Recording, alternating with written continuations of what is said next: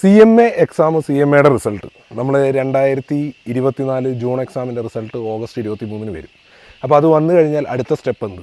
അപ്പോൾ എനിക്ക് നിങ്ങളുടെ അടുത്ത് പറയാനുള്ള കാര്യം, CMA സ്റ്റുഡൻസിന് ഇഷ്ടംപോലെ ഓപ്പർച്യൂണിറ്റീസ് ഉള്ള ഒരു കാലഘട്ടത്താണ് നമ്മൾ ജീവിക്കുന്നത്. കോസ്റ്റിംഗ് ആസ്പെക്റ്റൊക്കെ കമ്പനികൾ കൂടുതലായിട്ട് ശ്രദ്ധിക്കാൻ തുടങ്ങി. അപ്പോൾ നമ്മൾ കുറച്ചുകൂടി അഗ്രസീവായിട്ട് കാര്യങ്ങൾ കാണണം.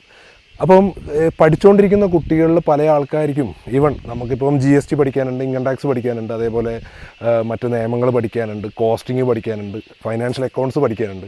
പക്ഷേ നമുക്ക് ഇതിനകത്തൊക്കെ ഒരു പ്രാക്ടിക്കൽ എക്സ്പോഷർ വളരെ മിനിമമാണ്. തിയററ്റിക്കലി കുറേ കാര്യങ്ങൾ പഠിക്കുന്നുണ്ടെന്നല്ലാതെ ഇതെങ്ങനെയാണ് അപ്ലൈ ചെയ്യേണ്ടത്, അതേപോലെ എവിടെയൊക്കെയാണ് എന്തൊക്കെയാണ് ഉപയോഗിക്കേണ്ടത് എന്നുള്ള കാര്യങ്ങളൊക്കെ പൊതുവേ നമുക്കത്ര ഒരു കാര്യഗൗരവത്തിൽ നമ്മൾ എടുക്കുന്നില്ല. പക്ഷേ നമ്മൾ ഈ CMA ഇൻ്റർമീഡിയറ്റ് തന്നെ നല്ലൊരു ക്വാളിഫിക്കേഷനാണ്. നമുക്ക് പ്രോപ്പറായിട്ടുള്ള ട്രെയിനിങ്, പ്രോപ്പറായിട്ടുള്ള കാര്യങ്ങൾ, അത്യാവശ്യം ടെക്നിക്കലി കാര്യങ്ങളൊക്കെ ചെയ്യാൻ പറ്റും എന്നുണ്ടെങ്കിൽ അത്യാവശ്യം സാലറിയൊക്കെ പ്രൊവൈഡ് ചെയ്യാൻ എല്ലാ ആൾക്കാരും വില്ലിങ്ങാണ്. പക്ഷേ അതിൻ്റെ ഇടയിൽ വരുന്ന നമ്മുടെ ഈ കമ്മ്യൂണിറ്റിയിൽ, CMA എന്ന് പറയുന്ന സ്റ്റുഡൻസ് കമ്മ്യൂണിറ്റിയിൽ നമ്മളിതിനെ കുറേയൊക്കെ നെഗറ്റീവായിട്ട് നമ്മൾ തന്നെ പറയുന്ന ഒരു സിറ്റുവേഷനുണ്ട്. ആക്ച്വലി ഒരുപാട് ഓപ്പർച്യൂണിറ്റി ഉള്ളൊരു സംഭവമാണ് കോസ്റ്റ് മാനേജ്മെൻറ്റ് അക്കൗണ്ടിങ്. പക്ഷേ നമ്മളതിനെ വളരെ ലേറ്റായിട്ടാണ് എടുക്കുന്നത്.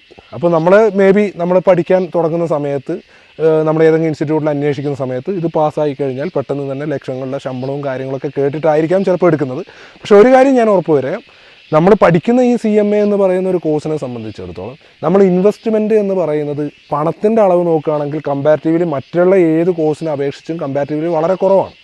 രണ്ടാമത്തെ കാര്യം, ഇത് പഠിച്ചിറങ്ങിയാൽ നമുക്ക് എൻട്രി പോയിന്റ് നമുക്ക് ഏത് മേഖലയിലേക്ക് എൻട്രി ചെയ്യാം. GSTയിൽ എൻട്രി ചെയ്യാം, ഇൻകം ടാക്സിൽ എൻട്രി ചെയ്യാം, കോസ്റ്റിങ്ങിൽ എൻട്രി ചെയ്യാം, അക്കൗണ്ട്സിൽ എൻട്രി ചെയ്യാം, ഫൈനാൻസിൽ എൻട്രി ചെയ്യാം. ഇപ്പം ഡാറ്റ അനലിറ്റിക്സ്, അതേപോലെ ബിസിനസ് അനലിറ്റിക്സ് എന്നൊക്കെ പറഞ്ഞ് ടെക്നോളജിക്കലി ഉള്ള കാര്യങ്ങളിലേക്ക് എന്ത് ചെയ്യാം, നമുക്ക് ഇറങ്ങാനുള്ള ഒരു ഗേറ്റ് വേയും കൂടിയാണ്.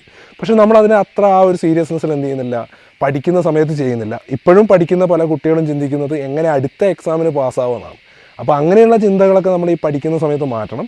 അപ്പോൾ അതിനൊക്കെ കൂടി വേണ്ടി ഒരു ടോട്ടൽ ട്രാൻസ്ഫോർമേഷൻ നമ്മളൊരു CMA പഠിക്കുന്ന ഒരു കുട്ടിക്ക് ഒരു CMA കോഴ്സ് കംപ്ലീറ്റ് ചെയ്യുമ്പോഴേക്ക് എത്രത്തോളം പൊട്ടൻഷ്യൽ എബിലിറ്റി കൂട്ടാൻ പറ്റും, എംപ്ലോയബിലിറ്റി കൂട്ടാൻ പറ്റും എന്നുള്ള കാര്യങ്ങൾ പൂർണ്ണമായിട്ടും മനസ്സിലാക്കിക്കൊണ്ട് നമ്മൾ CMA ഫൈനലുമായി ബന്ധപ്പെട്ട് ഒരു ബാച്ച് റൺ ചെയ്യുന്നുണ്ട്. ഓൾറെഡി ഞാൻ ഇൻഫോം ചെയ്തതാണ്.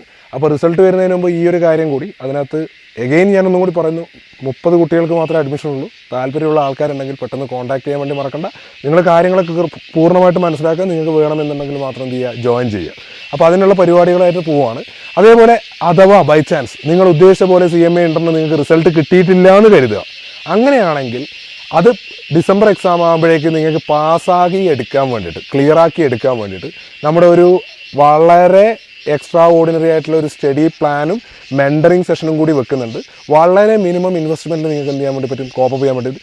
അങ്ങനെ ഒരു മെൻറ്ററിങ് സെഷൻ അറ്റൻഡ് ചെയ്ത് നിങ്ങൾ ഇൻ്റർവ്യൂ പാസ്സാവുകയാണെങ്കിൽ ഫൈനൽ നിങ്ങൾ പ്രത്യേകിച്ച് ക്ലാസ്സിനൊന്നും പോവാതെ സെൽഫ് കോൺഫിഡൻസോടുകൂടി സെൽഫായിട്ട് പഠിച്ച് പാസ്സാകാൻ പറ്റുന്നുള്ള രീതിയിലേക്ക് കാര്യങ്ങൾ മാറ്റിത്തരും എന്നുള്ളതാണ് ഈ പ്രോഗ്രാമിൻ്റെ പ്രത്യേകത. അപ്പോൾ താല്പര്യമുള്ള ആൾക്കാരുണ്ടെങ്കിൽ താഴെ കാണുന്ന കോൺടാക്റ്റിൽ ബന്ധപ്പെടുക. ഒരിക്കൽ കൂടി പറയുന്നു, കോഴ്സ് പഠിച്ചിറങ്ങിയാൽ ഓപ്പർച്യൂണിറ്റീസ് ഒരുപാടാണ്. പക്ഷെ നമ്മൾ പഠിക്കുന്ന കാര്യത്തിൽ കുറച്ചൊക്കെ വെള്ളം ചേർക്കുന്നത് കൊണ്ടാണ് നമുക്ക് എന്ത് വരുന്നത്, ഭയങ്കര ബുദ്ധിമുട്ടായിട്ട് ഫീൽ ചെയ്യുന്നത്. പക്ഷേ ആ പഠിക്കുന്ന കാര്യം കുറച്ചും കൂടി രസകരമായിട്ട്, ഇൻട്രാക്റ്റീവായിട്ട്, വളരെ ഇൻട്രസ്റ്റിംഗ് ആയിട്ട് പഠിച്ചെടുക്കാൻ വേണ്ടി പറ്റും. അതിന് നമ്മളെ തോട്ട് പ്രോസസ്സിന് ചെറിയൊരു മാറ്റം വരുത്തിയാൽ മാത്രം മതി. അതിനുള്ള പ്രോഗ്രാമാണ് ബേസിക്കലി നമ്മൾ നടത്തുന്നത്. അപ്പം കൂടുതലറിയാൻ പേജ് ഒന്ന് ഫോളോ ചെയ്യുക, മറ്റുള്ള ആൾക്കാർക്ക് ഒന്ന് ഷെയർ ചെയ്യുക.